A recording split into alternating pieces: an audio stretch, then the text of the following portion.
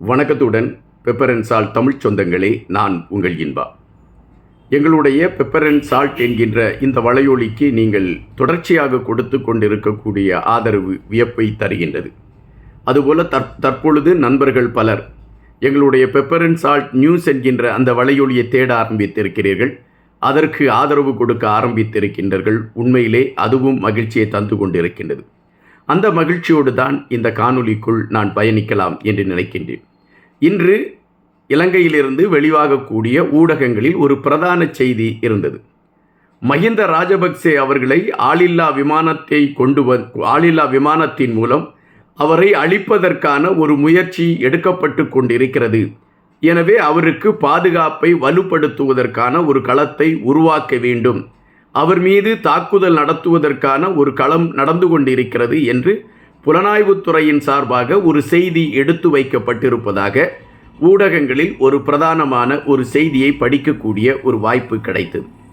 அந்த செய்தியை படிக்கின்ற பொழுது மனதிற்குள்ளே பல எண்ணங்கள் ஓடத் தொடங்கின. அந்த எண்ணங்கள் எப்படிப்பட்ட எண்ணங்களாக இருந்தது என்றால், மஹிந்த ராஜபக்சே என்கின்ற ஒரு மனிதன் இலங்கை மண்ணில் அவர் கட்டி அவிழ்த்து விட்டிருந்த அந்த கொடூரங்கள் நடத்திய பல உயிர்களை பழிவாங்கிய விடயங்கள், இவைகளை குறித்த ஒரு விடயம்தான் மனக்கண் முன்னால் ஓடியதா என்றால் இல்லை. எவ்வளவு நாள் நீ ஆட்டம் போட்டாய், உன் ஆட்டத்திற்கான முடிவை எழுதுவதற்கு இறை எங்காவது ஒரு களத்தை வைத்திருப்பான் என்பதை நீ அகதியாக ஓடிய பொழுதே மக்கள் புரிந்து கொண்டார்கள் என்கின்ற எண்ணம்தான் மனதிற்குள் எழும்பியது.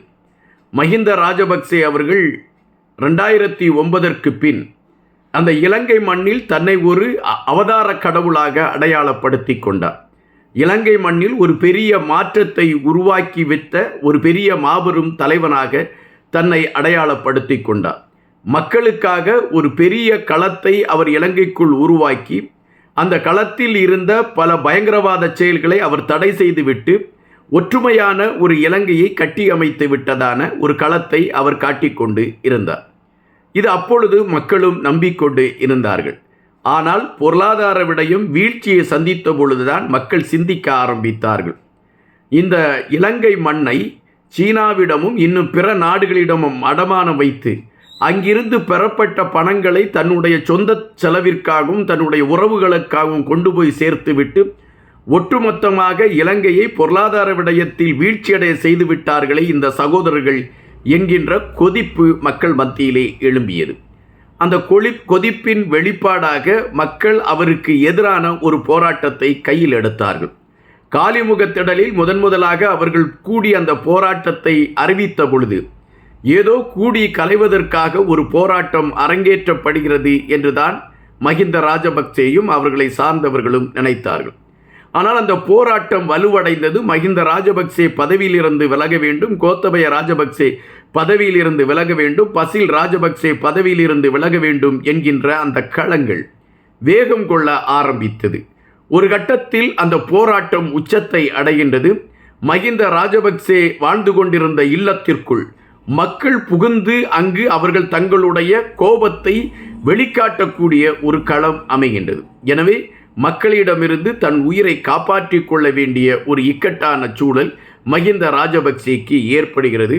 எனவே அவர் அங்கிருந்து தப்பித்து திரிகோணமலையில் இருக்கக்கூடிய கப்பர் தளத்திலே பதுக்கி வைக்கப்பட்டு அதன் பின்பு வேறொரு நாட்டிற்கு அனுப்பப்பட்டார் என்கின்ற செய்திகளெல்லாம் நாம் தொடர்ச்சியாகவே அறிந்திருந்த ஒன்று. எந்த நாட்டில் அப்பாவி மக்களை அகதிகளாக வெளியே அனுப்பி அதிலே இன்பம் கண்டு கொண்டிருந்த மஹிந்த ராஜபக்சேவுக்கு எதிரான ஒரு நிலைப்பாடு அங்கு உருவாகி, எப்படி அப்பாவி மக்கள் அகதிகளாக ஓடினார்களோ அதுபோன்ற ஒரு அகதியாக ஓடக்கூடிய நிலைமை மஹிந்த ராஜபக்சேவுக்கு உருவாகி இருந்தது. அதன் பின்பு மஹிந்த ராஜபக்சே மனதிற்குள்ளே ஒரு பெரிய எண்ணம் இருந்தது. எப்படியும் வருகின்ற தேர்தலில் நாம் தான் வெற்றி பெறுவோம், நம் கட்சிக்கு ஒரு பெரிய பலம் இருக்கிறது என்று அவர் நினைத்து கொண்டிருந்தார். ஆனால் மஹிந்த ராஜபக்சேவின் ஆதரவோடு ஜனாதிபதியாக பதவியேற்றிருந்த ரணில் விக்ரமசிங்கே மஹிந்த ராஜபக்சேவுடைய கட்சியின் ஒவ்வொரு பாகங்களையும் சிதறடிக்க ஆரம்பித்தார். மொட்டு கட்சியில் இருந்த பெரும்பாலானோர் ரணில் விக்ரமசிங்கேவிற்கு ஆதரவு நீட்டக்கூடிய ஒரு களம் அமைந்தது. தேர்தலில் அதுவும் பிரதிபலித்தது. தேர்தல் முடிவுகள் ஒட்டுமொத்தமாக மஹிந்த ராஜபக்சேவை ஒன்றுமில்லாத மனிதராக கொண்டு போய் காட்டியது. தேர்தல் முடிந்த பின்பு அனுரா அவர்கள் வெற்றி பெறுகிறார். அவர் ஆட்சி பீடத்தில் ஏறுகிறார். ஆட்சி பீடத்தில் ஏறிய அனுரா அவர்கள் பாதுகாப்பு, வேண்டாத பாதுகாப்பு, முன்னாள் நாடாளுமன்ற உறுப்பினர்கள், முன்னாள் தலைவர்களுக்கெல்லாம் வேண்டாத பாதுகாப்புகள் கொடுக்கப்பட்டு இலங்கையின் நிதி, அதாவது ஒன்றுமில்லாத விடயங்களுக்கு செலவு செய்யப்படுகிறது என்ற ஒற்றை குறிக்கோளுடன் அனுரா அவர்கள் இந்த பாதுகாப்பை எல்லாம் அப்புறப்படுத்துங்கள் என்று அறிவித்து விட்டார். இது அறிவித்தவுடன் உடனடியாகவே மஹிந்த ராஜபக்சேவுக்கு அவருக்கு பெரிய ஒரு எதிர்ப்பு இருக்கிறது, அல்லது அவர் தாக்கக்கூடிய ஒரு நிலைமை இருக்கிறது. எனவே அவருக்குடைய பாதுகாப்பை நீங்கள் மறுபரிசீலனை செய்து மீண்டும் கொடுக்க வேண்டும் என்கின்ற கோரிக்கைகளாம் எடுத்து வைக்கப்பட்டது. இதற்கு அனுரா அவர்கள் எந்தவித இசைவும் கொடுக்கவில்லை. இந்த சூழலில் மீண்டும் ஒரு புலம்பலை எடுத்திருக்கிறார்கள். அந்த புலம்பல் தான் இப்பொழுது ஆளில்லா விமானம் மூலம் மஹிந்த ராஜபக்சேவை அழிப்பதற்கான ஒரு களம் எடுக்கப்படுகிறது என்கின்ற செய்தியை கொண்டு வருகிறார்கள். இங்கு சிந்திக்க வேண்டிய ஒன்று இருக்கின்றது. மஹிந்த ராஜபக்சே ஒரு 70 வயதை நெருங்கியிருப்பார் என்று தான் நான் நினைக்கின்றேன். அப்படிப்பட்ட ஒரு மனிதனை தேடிப்போய் அவரை அழிப்பதற்கான ஒரு களத்தை எடுப்பதற்கு யாராவது முயற்சி செய்வார்களா என்றால் அது தற்பொழுது உள்ள சூழலில் இல்லை. காரணம், மக்கள் அனைவருமே படித்து அறிவு சார்ந்த களத்திற்குள் பயணிக்க தொடங்கிவிட்டார்கள். தங்கள் குடும்பம் சார்ந்த விடயங்களுக்கு முன்னுரிமை கொடுத்து குடும்பங்களோடு இணைந்து வாழுகின்ற காலங்களில் வாழ்ந்துவிட வேண்டும் என்கின்ற நிலைப்பாட்டை எடுத்து அவர்கள் இப்பொழுது பயணிக்க தொடங்கிவிட்டார்கள். அகிம்சையின் காற்றும் அதில் வீசக்கூடிய அன்பும் தான் உலகத்தின் சமாதானம் என்பதை புரிந்து கொண்டு மக்கள் பயணிக்க ஆரம்பித்திருக்கின்றார்கள். இந்த நேரத்தில் மஹிந்த ராஜபக்சேவுக்கு எதிரான ஒரு நிலைப்பாட்டை எடுத்து அல்லது அவரை அழிக்கக்கூடிய ஒரு நிலைப்பாட்டை எடுத்து தன்னை சிக்கலில் மாட்டிக்கொள்ள யாராவது முயல்வார்களா என்றால் இல்லை. இது ஒரு எடுத்து சொல்லப்படுகின்ற ஒரு கதையாகத்தான் நம்மால் பார்க்க முடிகின்றது. மஹிந்த ராஜபக்சே அவர்களுக்கு முன்போல அந்த அரசாங்க பாதுகாப்பு தேவைப்படுகிறது. அந்த அலங்கார வாகனங்களில் செல்ல வேண்டும் என்கின்ற எண்ணம் அவர் மனதிற்குள் இருக்கிறது.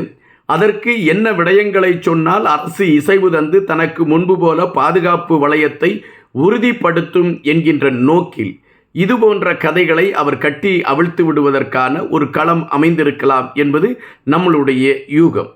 தற்பொழுது நாம் ஒன்றை மட்டும்தான் அழுத்தமாக பதிவிட வேண்டியதாக இருக்கின்றது. மஹிந்த ராஜபக்சேயும் கோத்தபய ராஜபக்சேயும் தமிழ் இனத்தின் மீது நடத்திய அந்த கொடூர தாக்குதல் இன்று வரை தமிழர்களுடைய மனங்களிலே இருந்து கொண்டு இருக்கின்றது. அந்த நேரத்தில் எங்களுடைய மழலை குழந்தைகள் பயத்தில் எப்படி அலறிப்பார்கள் என்கின்ற ஒரு எண்ணமும் பலருடைய மனங்களிலே இருக்கின்றது. இன்று அதுபோன்ற ஒரு பயநிலையோடு மஹிந்த ராஜபக்சே இருக்கிறாரா என்கின்ற கேள்வியும் வருகின்றன. ஆனால் இப்பொழுது உள்ள சூழலில் உலகம் ஒரு அகிம்சை களத்தை நோக்கி சென்று கொண்டு இருக்கக்கூடிய சூழலில் இதுபோன்ற 10ஆம் பசிலி கதைகள் இப்பொழுது எடுபடாமலே இருக்கிறது என்பதை மஹிந்த ராஜபக்சே புரிய வேண்டும் என்பதுதான் இப்பொழுதுள்ள களம். நன்றியுடன் இன்பா.